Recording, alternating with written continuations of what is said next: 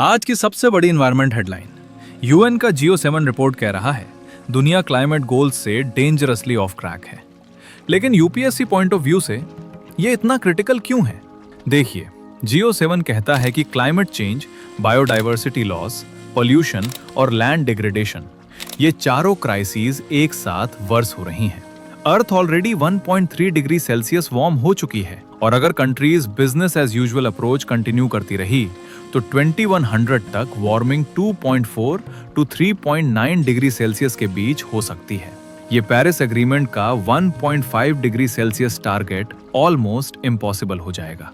Global environment outlook के अनुसार 1990 से ग्रीन हाउस गैस एमिशंस हर साल 1.5% बढ़ रही हैं। एक्सट्रीम वेदर इवेंट्स का economic loss $143 billion per year, 20 to 40% global land degraded, जिससे 3 billion people impacted, 8 million species में से 1 मिलियन एक्सटिंक्शन के खतरे में। यूपीएससी प्रीलिम्स ट्रिगर पॉइंट यही है।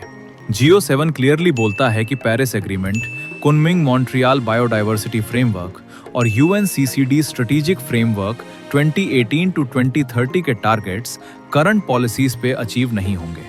लेकिन एक पॉजिटिव इनसाइट भी है। रिपोर्ट कहती है अगर हम एनर्जी, फूड, सिटीज और प्रोडक्शन सिस्टम्स को ट्रांसफॉर्म कर दें तो सस्टेनेबल फ्यूचर पॉसिबल है। ये ट्रांसफॉर्मेशन क्या इंक्लूड करता है? रिन्यूएबल्स का rapid scale up, circular economy adoption, nature based solutions, reforestation, wetland restoration, sustainable agriculture, climate resilient infrastructure.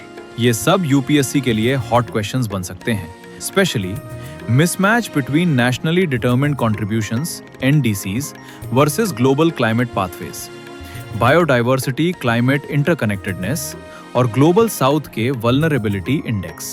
So remember aspirants, climate change is not a standalone crisis.